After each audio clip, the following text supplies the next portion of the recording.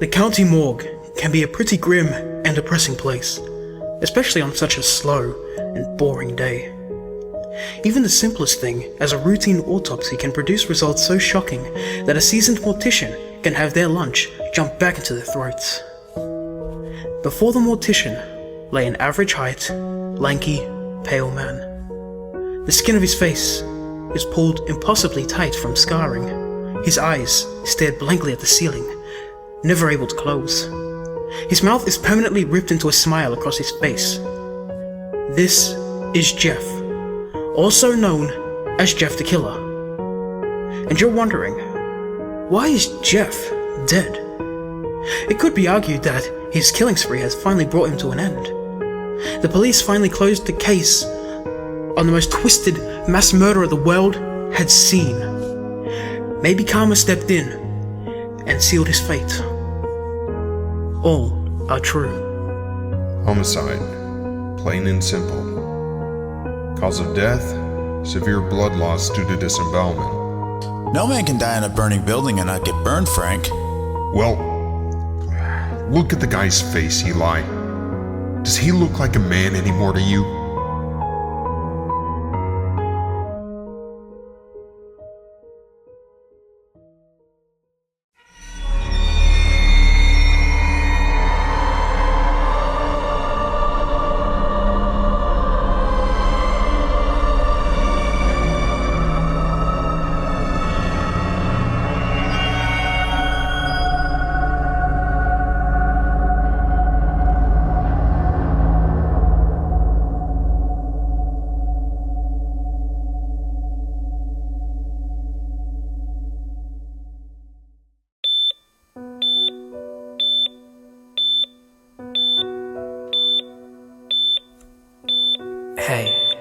Hey man, are you awake?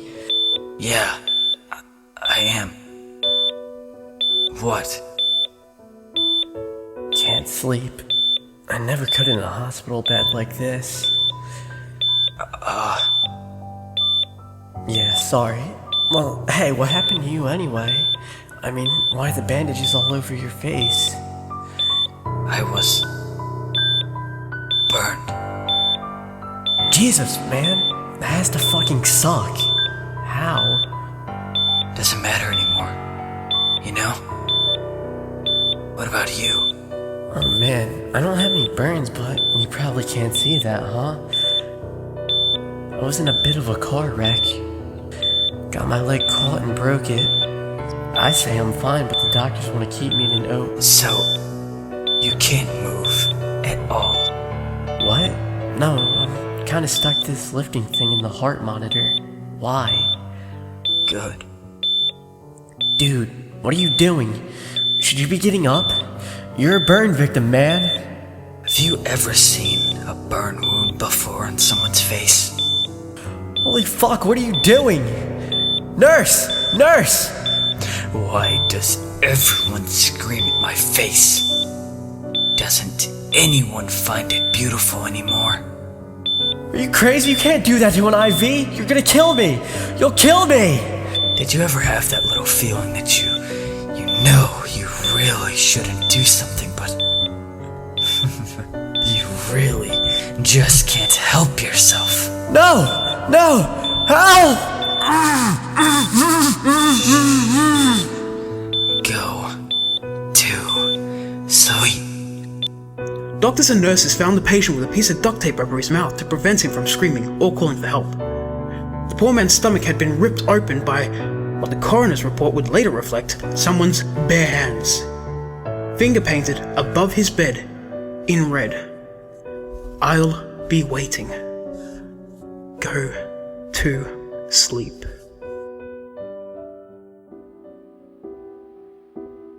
Jeff walked down the empty street on the outskirts of his town that he had not visited in years. His hometown. Memories began to conflict with the feeling that constantly dominated his mind. Jeff had come to love the feeling.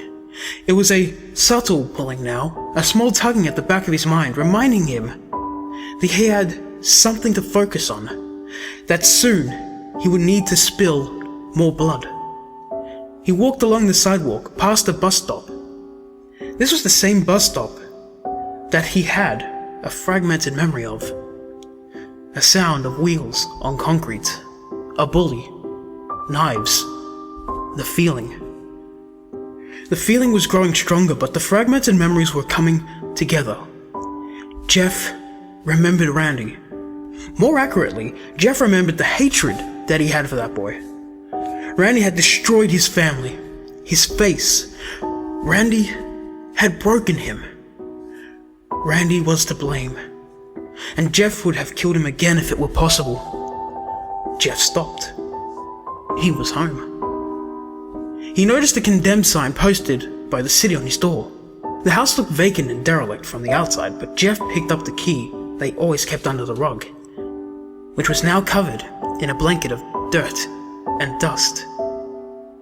Jeff entered the house. If Jeff was the first one to get home before his parents or his brother did, he always let himself in with the spare house key that his folks got for him, which came in handy for him. He looked around the house. Everything seemed preserved as if he had just left the house the day before. Not a single thing had been moved or taken down. Jeff fought back the urge to call out to his parents. He knew that he would not be getting a response. He saw to that all those many years ago. The moonlight from the outside beamed in through Jeff's kitchen and faintly illuminated the counter and living room. The TV and furniture remained undisturbed, even the plastic plants, which added a civilized touch to the museum that was Jeff's past life. Jeff expected the power to be out in the entire house, but to his astonishment, the digital alarm clock in Lou's old bedroom glowed an eerie blue, showing the correct time and current date. Shh. Just go to sleep. Was what Jeff heard in his mind echoing, becoming faint as he remembered everything that happened? A part of him wanted to cry over the loss of his brother, but another part of him, the feeling, felt no remorse. As Jeff was about to explore the rest of the house, he came across his dad's liquor cabinet and pulled out a bottle of whiskey, a stubby glass, and began drinking. He would go through all this trouble to not have the power shut off. Doesn't the city order a house which is condemned to have its power cut off and its water discontinued? Jeff thought. Jeff's mind could register that something didn't seem right, but twitching and shaking to put the pieces together, the feeling held any deep cognition at bay. Already it was 3:50 a.m. as Jeff sat in the dark, in total silence. Jeffrey? Is that you, honey? Jeff recognized that voice. It was soothing and gentle, all too familiar. The glass shattered to the ground. In a flash, Jeff had his knife withdrawn from his pocket, pointing it at the woman who was the first person to startle him since he was a teenager. His gaze remained fixed on her face. He knew what he was seeing was impossible. He remembered it all to be in pieces. What had happened 11 years ago. He remembered murdering his parents, and yet this woman's warm and smiling face beamed back at him. It was Jeff's mum, Margret. Mommy? Jeff spoke, as though he were a frightened child who had just gotten out of a nightmare and sought comfort from his mother. Yes, baby, it's me. Her words burrowed through Jeff's black heart. He seemed to remember. I thought you... Shh, it's okay, my sweetie. You were just having a bad dream. Mommy's just fine, see? I didn't mean to do anything to you or Dad. I'm sorry, Mommy. I'm so sorry. Jeff! Your father and I know too well. We know you just never do something to hurt us. The only thing you've ever killed us with is your kindness. Jeff, tears falling from his eyes, which had long remained dry and near lifeless, looked over to his mother's face. Really? Really? I'm gonna go check on your brother, and I'll come tuck you in. You just finish your drink and go lay down on the couch, son. You had a long night. Margaret kissed her son's forehead. She gently covered Jeff with a quilt, as he watched her intently. Go to sleep. Wait. What did you say? She smiled once more at him one last time before vanishing just as quickly as she had appeared, leaving Jeff with that last loving image and so many questions. Was it some kind of ghost? A dream? Was it the feeling playing tricks with his mind? Jeff didn't move. Go to sleep. His father Peter came in, brandishing a large metal pipe, his gut still dangling from where his son had disemboweled him.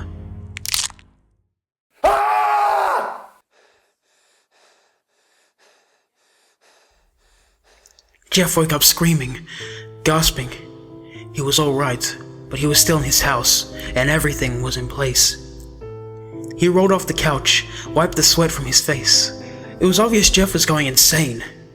As he was about to head out, at the crack of dawn, the phone rang. Who the fuck could that be? The caller ID displayed the name. Lou. Hello? Hello? Lou?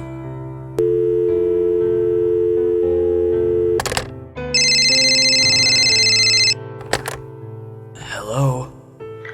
I'm coming for you, Jeff. Who the fuck?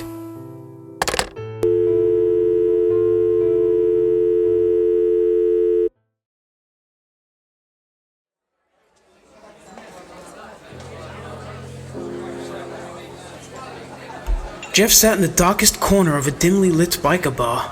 Hood over his head, he scans the small crowd that has gathered over the night. The bartender makes note of the night being slower than usual to one of the patrons at the bar. He throws a glance towards Jeff. Jeff, lost in his thoughts, continues to survey the crowd. The larger man goes over to where Jeff is sitting. What can I get you, son? A pitcher of Bass and a bottle of Jim Beam. Please. On the rocks or just with a shot glass?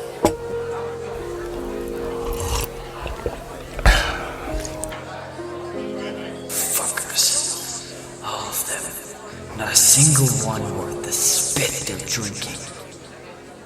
So simple. But be so quick. Jeff's fingers ran across the edge of the knife in the pocket of his hoodie. A thin cut formed on his finger, the blood reminding him for his lust for the sweet sight.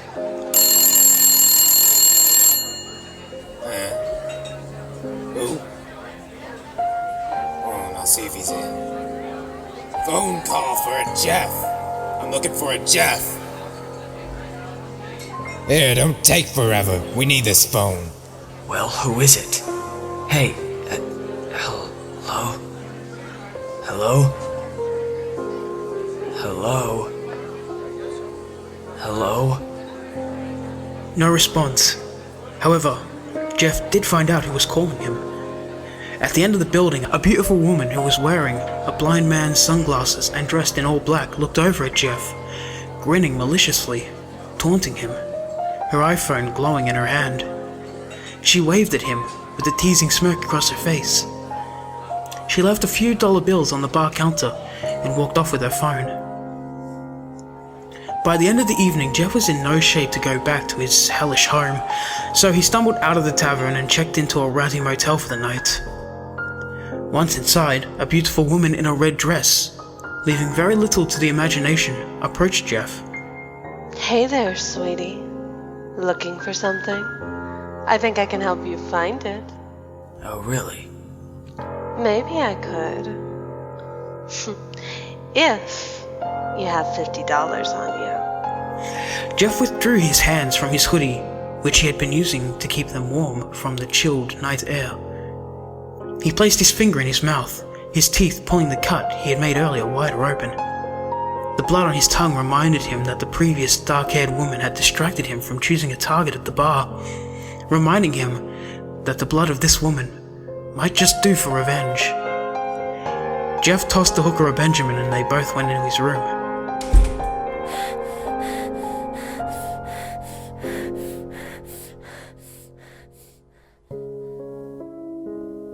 "3 a.m. The noise from the late-night drivers zooming past in their cars masked the final sounds of the empty passion from Jeff's hotel room. The woman moved herself to the edge of the bed, to stand and get dressed. Jeff sat up as well, watching her from behind her back. His hoodie lay open on the covers beside him. Jeff eyed the knife and the pale skin of the woman as she retrieved her clothing from the floor. His mind went from fantasy to fantasy. The knife could easily slice her throat, and he could watch her fearfully choke to death on her own blood. Or perhaps he could simply slide the knife between the ribs in her back and watch as her breathing slowed to death from her own internal bleeding. Go to sleep. What? The woman turned about to match eyes with the killer. They looked intently at one another, neither breaking the lock on each other's eyes. Go to... Something was wrong. Jeff was distracted. Yes, lover. Go to sleep. The woman, pulling on the last of her clothing, laid a kiss on Jeff's scared mouth. Jeff's well began to swim, and the things began to fade. Thanks.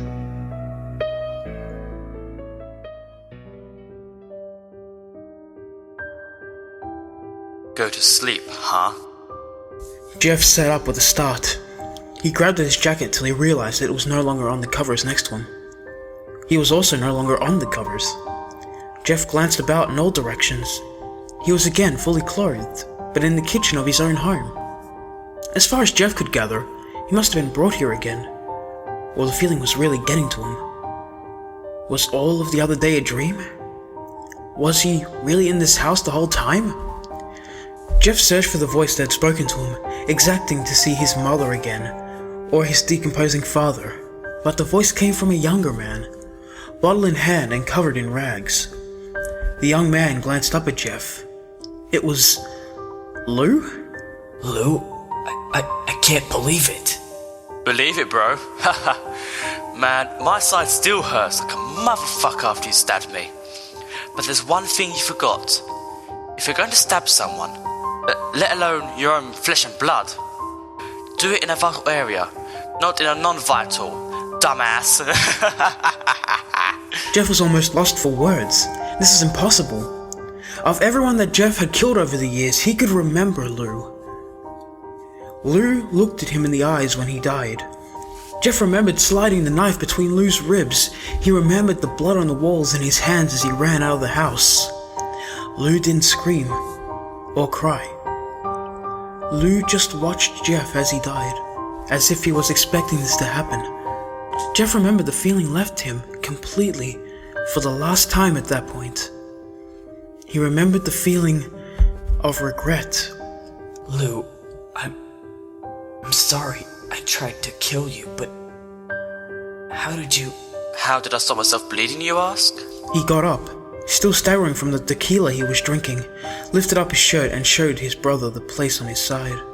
Well, while Mum and Dad were asleep, I went to our kitchen, turned on one of the gas burners and cauterized it.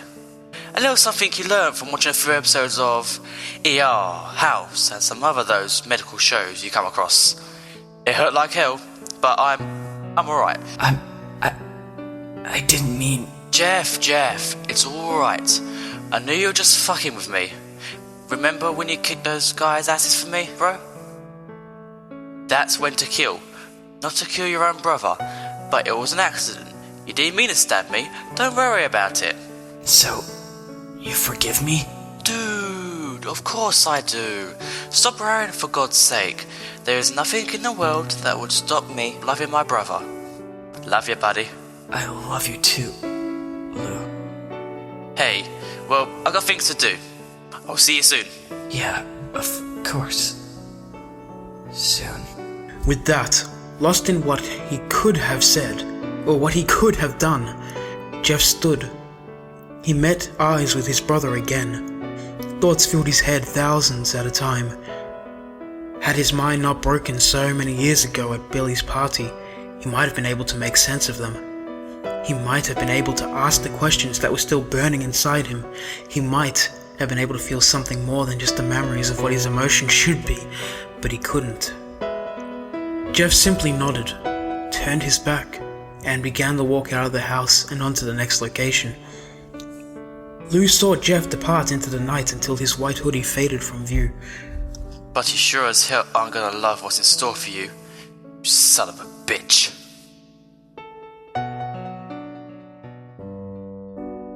As dawn was approaching, Jeff made his way to a sleepy little house in the richer part of town. The neighbors were still sleeping.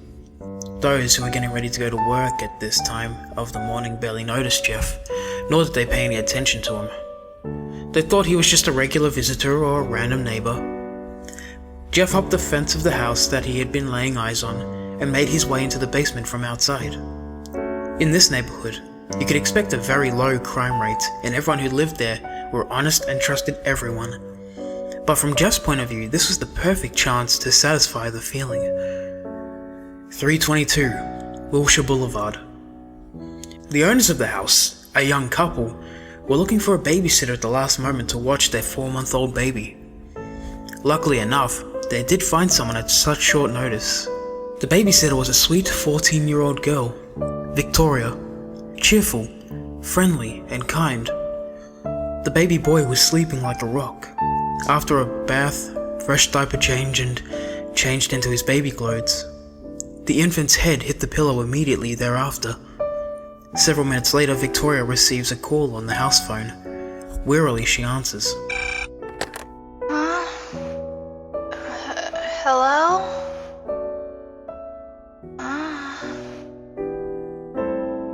Hey, when are you guys coming home?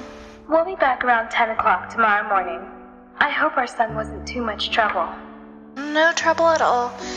You never told me she was such an angel. Told ya. Honey, you sound tired. Why don't you go take a nap? That's a good idea. I could really use one about now. If you need us, we'll be at Econo Lodge. You have our number. Thanks. Have a good night's rest, sweetheart. Night. Victoria casually beeps the phone to end the call and tosses it onto the floor. She rests her body on the nicely cushioned leather couch that is set in the baby's room and falls asleep. Several hours into her peaceful slumber, Victoria is awakened by a noise below in the basement. Thinking it was just an animal, possibly the couple's dog, she falls back asleep. But the noise becomes louder. Victoria gets slightly more unnerved. She pulls her tired body from the couch to poke her head out of the doorway. Silence. She returned to the couch and laid slowly back down. Listening intently, she calmed herself down. Victoria retrieved the phone from the floor and dials 911. 911 emergencies. Yes, hello? I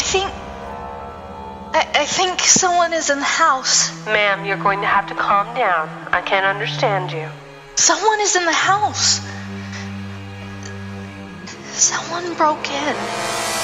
Where are you at, sweetheart? I'm at 322 Wilshire Boulevard. I'm babysitting tonight. I just don't know. We're sending police up there immediately. Now here's what I want you to do. Are you listening? Uh-huh. Tears silently falling down her face. Go and find a place in the house, like a closet or a pantry. Grab yourself something to protect and defend yourself with. Victoria, trembling in fear, crept from the baby's room and down the stairs of the house. So far there was no one she could see, but the noise had come from the basement, hadn't it? She made her way to the kitchen and pulled the largest knife she could from the drawer. Victoria, in a panic, ran to the pantry and closed the door behind her as swiftly as possible. She huddled in the farthest corner that she could possibly get to. God, I heard him. He's coming out of the basement.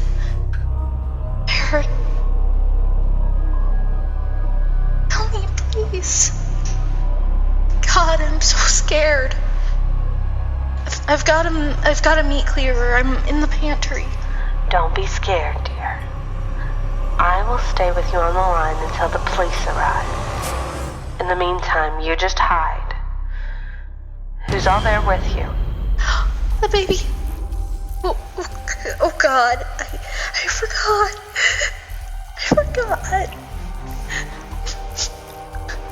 Did you lock the baby's room, honey? She could sense the fear and suffering in Victoria's voice, as she was being the only source of comfort the girl needed as far as this home invasion was concerned. This would probably be the last thing the poor babysitter would hear. Yes?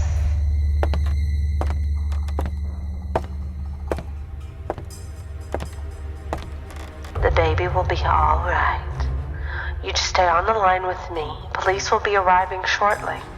Oh God, I see him. Give me a description of the assailant, dear. I can't talk any louder. He'll hear me. I hope he doesn't hurt the baby. You'll be fine. What is the description of the assailant? Too scared. I can't.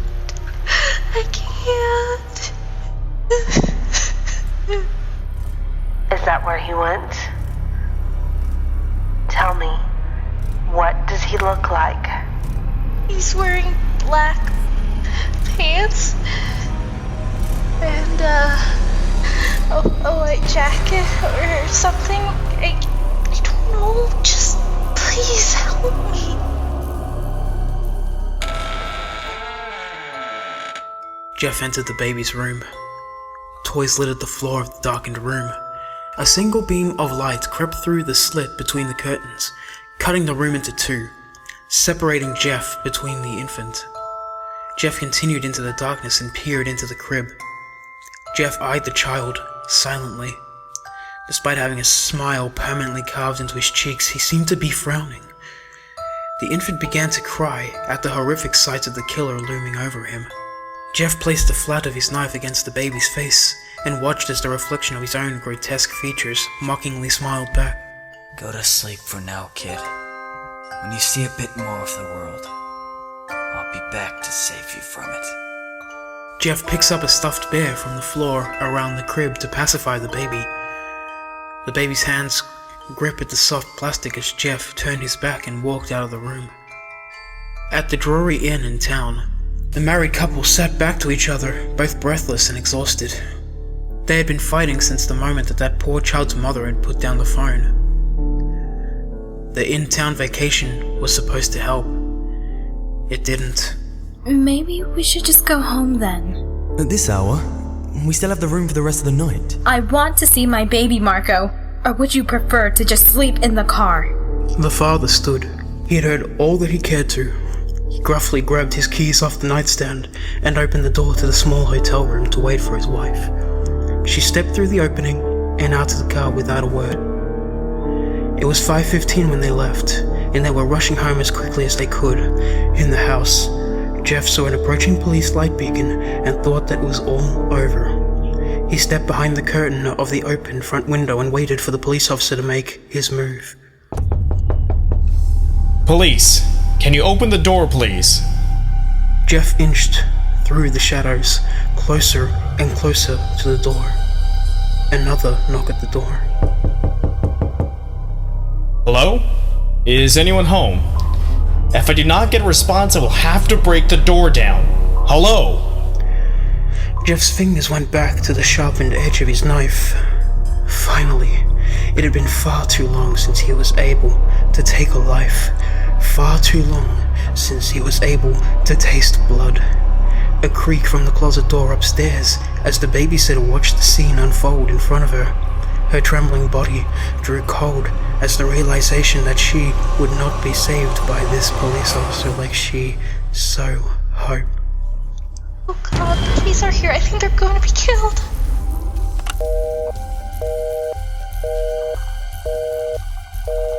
Hello? You still there? Oh God. This is your last warning. Help me, I'm in here. Jeff heard the scream, but the blood of the police officers was calling him. He had to satisfy the feeling. The first officer's weapon entered through the door to sweep the room. A bullet to the head, or a tackle to the ground, a short drive to prison, and the gas chamber. But Jeff had been doing this for years, since he carved his mark into his family. Jeff slid his knife into the wrist of the first officer and used the tool to pull him into the house. The officer's hands twitched and spasmed, forcing the gun to fire off 2 shots. The noises, waking the baby upstairs and turning the babysitter's hysterical cries into screams of pure terror. Jeff stepped back into the doorway, withdrawing his blade from the officer's wrists and pushing it into his neck. His partner's wild, panicked eyes could only see the black rings around Jeff's and the gurgling, choking of his dying friend. The officer, horrified by the sight, and now with blurred vision, fired his gun directly in front of him. Missing their mark, the only rounds succeeded in putting his partner out of his pain. Jeff dropped the dead body, and with a quick motion of his left hand, grabbed the side of the officer's pistol, pushing off aim. The officer still pulled the trigger as many times as he was able. It didn't matter, the burns from the discharge against Jeff's hands only fueled his crazed frenzy. The knife found its mark in the middle of the officer's chest and sliced its way up to his chin. Too long.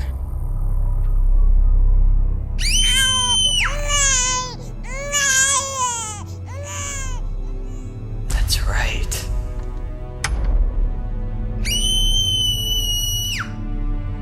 Please don't hurt me. Please, I won't tell anyone. Just take the money or baby and not me. Shh. Jeff pulled Victoria to her feet by her hair. The poor girl's cries grew louder as Jeff put the point of the knife between her eyes and pressed in, slowly. Just go to sleep.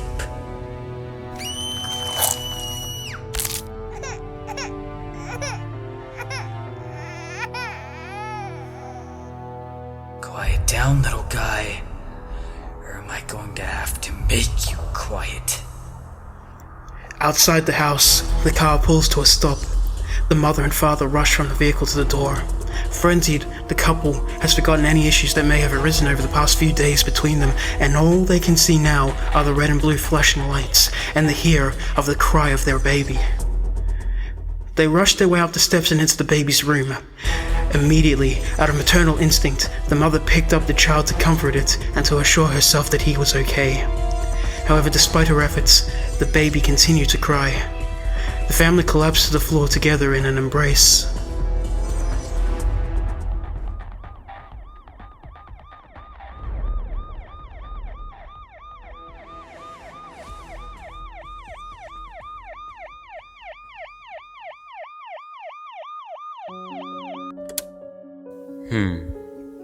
Oh, this? No. I'm just keeping an audio log, miss. Oh, you mean so you could turn that one in? Or is it like notes? Yes. It's kind of the way I take notes, so that I can type up my report later. Oh, that's just a bit odd. All the other police officers just had a pen and pad. Yeah, I'm a bit too lazy for that pen and pad. And besides, miss, I'm not the police. Agent Marcus East, FBI, remember? Yes, so much more well-mannered than the police, too. Well, thank you, miss. I appreciate that. But I'm afraid we need to be getting to a darker part of this conversation. Of course.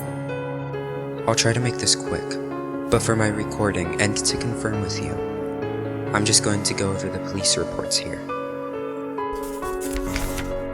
Break-in at 322 Welshire Boulevard. But it seems that all valuables were accounted for. No missing electronics, jewelry. Was that right?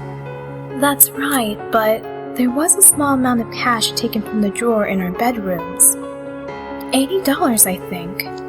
Right, and of course I'm sorry to bring this up again, but I have to confirm. We have 3 victims. Homicide. 2 are officers from the local police department responding to a 911 call that was placed by the 3rd victim, Victoria Brand, who was babysitting for you on that night. Yes, she would babysit for us when we would go out of town on our weekends, or to our sessions. Thank you, miss. I'm so sorry. We'll move on. Your son, thankfully, completely unharmed. Thank God. Was that right? Yes, he's fine. And the only thing they found was a note with Miss Brandt. Jeff, if you are reading this, know that no matter how many innocent victims you claim, or how much innocent blood you shed, I'm still coming for you in the end. All the men and women you so viciously slaughtered and disemboweled? I never did like you. You greasy-headed, grinning, smug, ignorant son of a bitch.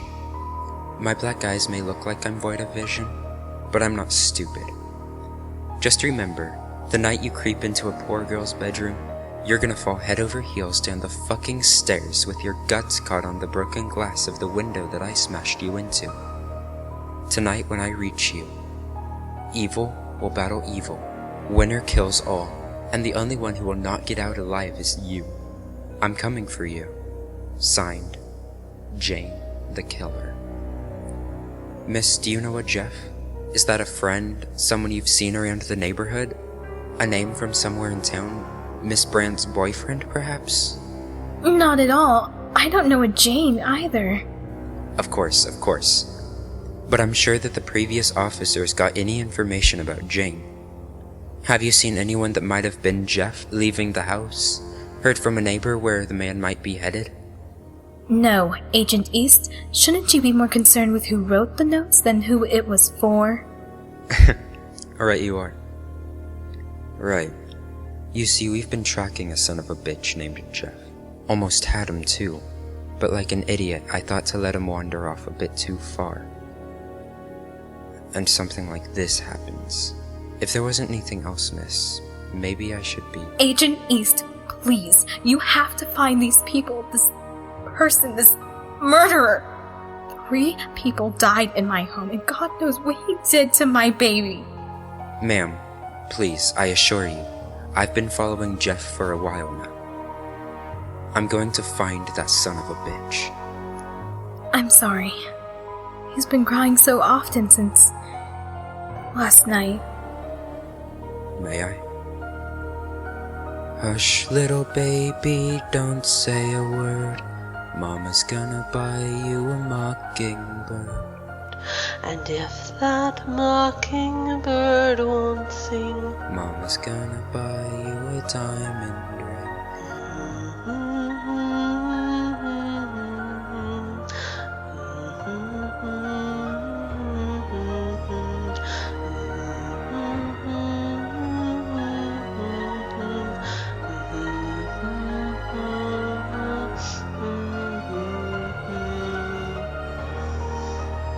What? How did... That should be everything I need, miss. And don't go to sleep. you might not wake up.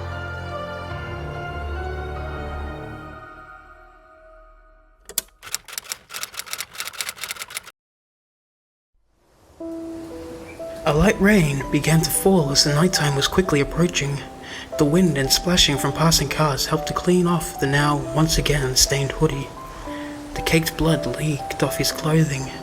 The rain, as it grew heavier and formed a small river of red behind him. The feeling that had begun so long ago was gone for now, but he knew it would be back soon.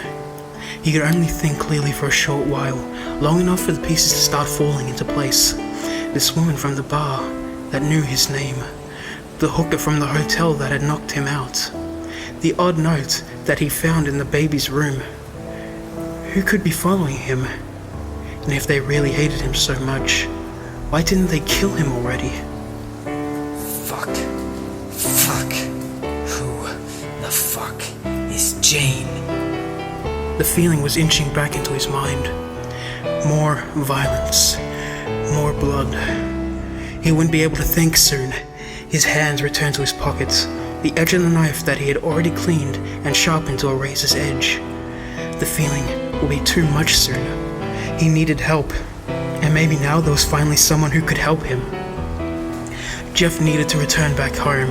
The light rain had picked up into a thunderstorm by the time Jeff reached his old house at the edge of town. A crack of thunder and a shatter of glass. Jeff was in the house. The sound of rain outside echoed through the broken window and into the house. Hey, Jeff! I should have known you'd come back if I waited. I almost thought you'd stop caring. Jeff turned around, and before he could say anything, Lou took a trophy off the shelf, and a wet crack rang through Jeff's ears. You go to sleep.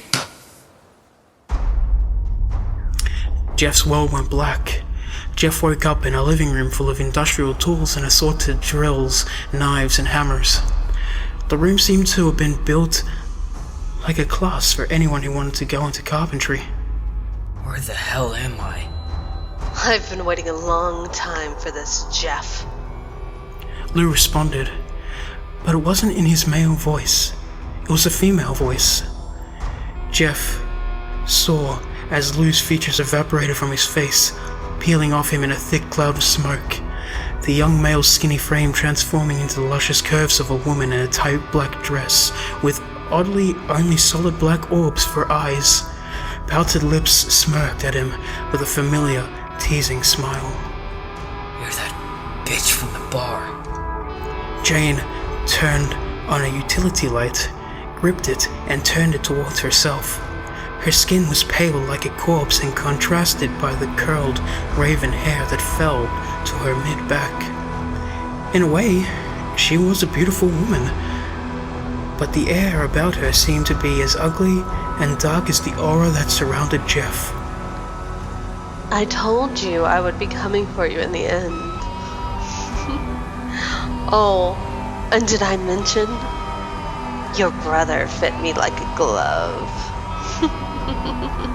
So did your mother. Your father. The paper boy. But your features. I'll be glad to peel the skin off your face, Jeffrey. Finally bring your little rampage to an end. Really now? And why would you... Why? Why? I'll tell you why, you little piece of shit. A little town called Bellevue, Illinois. Remember it? Oh, right. You're a psychotic fuck. I guess you don't. So let me remind you. 11 years. I've been searching for you for 11 fucking years. Since I was 10. Since you told my parents to go to sleep. Since you overlooked my room. Since I mopped up the fucking blood. Sick psychotic fuck. You're right. I don't remember a single second of it. You're going to regret everything that you've done to me.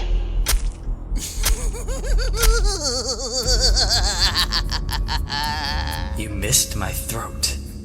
My face has plenty of holes in it as it is. Poor Jane the murderer. Her parents are dead and she's going to bitch and whine with her little knife. Fuck you! Where do you get off on calling me a... Please. Black eyes, that little smoke and mirrors trick. You don't do what I do without seeing some shit, lady. Demons, monsters, tall motherfuckers in the woods. It comes with the territory. Pathetic little teenager makes a deal with the devil, and that kind of deal doesn't come cheap. You need blood. A lot of blood.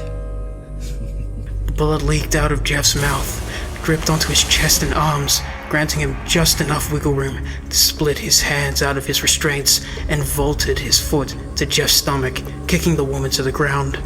Before she could move herself to pick herself up, Jeff continued the brutal assault by throwing the wooden chair itself at her, breaking it over her back, an act that would have crippled a lesser woman.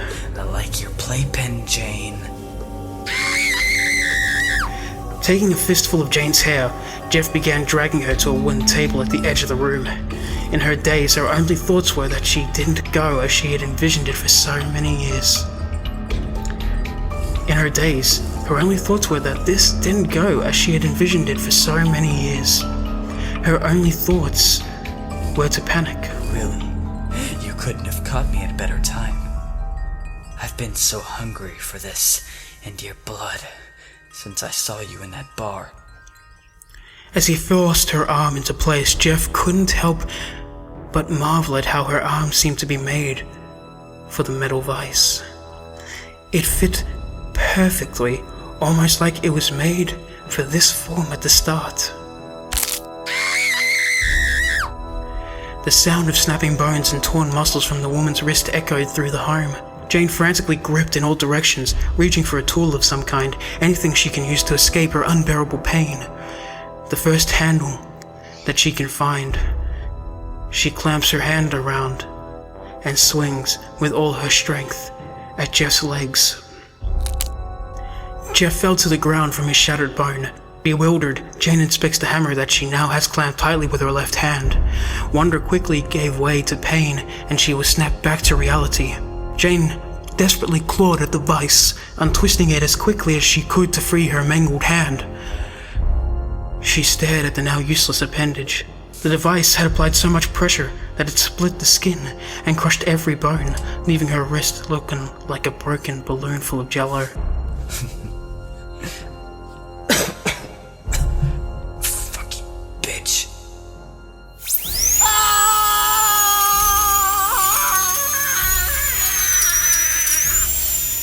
Die, you bastard! Die! I'm going to rip your fucking heart out and ram it down your throat, you dirty whore. Blood leaked from the walls, more than should have been possible to be in Jeff's body.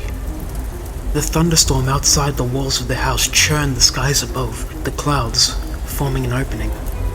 These were no longer two people. These were demons at war with one another. A stray bolt of lightning ignited the attic of the old home. The walls transformed from dripping blood to a putrid-smelling inferno. Jane stepped back from Jeff's twitching body, leaving him broken in a pool. Don't go to sleep, Jeff. I need you awake for this. Jeff picked himself, shaking, off the ground. Putting pressure on his leg caused a sickening crack. The pain from it was blinding, but not as blinding as the feeling was at this point. Fuck the tools. The power tools, the saw, the hammers, nothing would satisfy Jeff like this would. He withdrew the knife from his pocket. Oh, I'm not going anywhere. You took my life, Jeff. You took it away from me, and this moment is all that I could think about for the past 11 years. I haven't taken it yet. Give me another minute. Jeff limped slowly towards Jane. He had been crippled by the hammer, and his blood loss has turned his vision into a blur. Jane rose her arms from her sides, and the room around them seemed to be shifting, darkening. The whole house was becoming Jeff's personal hell. His mother and father stood beside Jane, just as he remembered them. Gutted, bloody, dead. Why did you do this to us, son? We didn't lie to you. We never did. We were just trying to protect you, honey. You could have been with us, Jeff.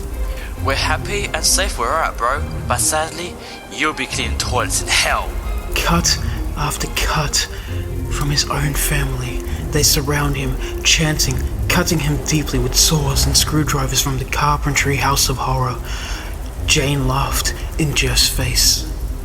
Go to sleep. Go to sleep. Go to sleep. Go to sleep. Do you see the pain? Everything you've lost. What you've done to yourself. Do you feel what I've felt, Jeff? This is what you've done to everyone else. This monster that you let your insanity become. This is... You give me way too much credit, Jane. I don't give a shit. You... Shh. Go to sleep. The house burned.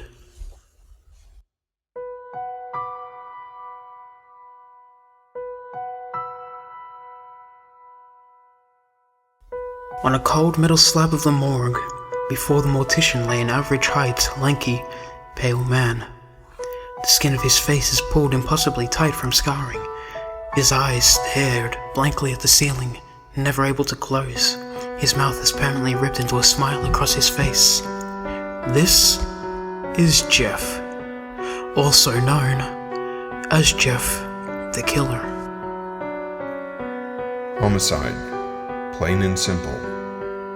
Cause of death, severe blood loss due to disembowelment. Frank, you can't be serious. You heard they pulled this guy from the fire, right? I read the police report, yeah. But there's not a single burn mark on the guy. Do you see charring? Because I sure don't. So you're suggesting that someone burned his clothes and then dressed him in them and dumped his body in a house after the fire? I'm suggesting this guy was in one hell of a knife fight before dying of blood loss in that house. No man can die in a burning building and not get burned, Frank. Well, look at the guy's face, Eli. Does he look like a man anymore to you? Jeff's eyes focused on the doctor's face.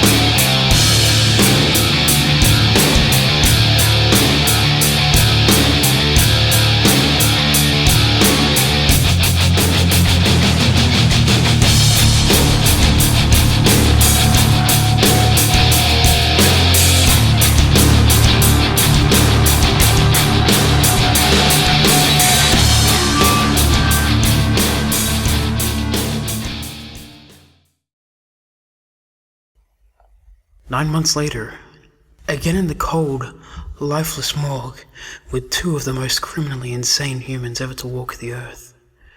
In front of the coroner lay a beautiful, young, black-eyed woman, dead. When the police found her body, she was lying on a table, hands and feet chained, with a message scrawled on the wall. I'll be waiting. Go to sleep. Cause of death, childbirth.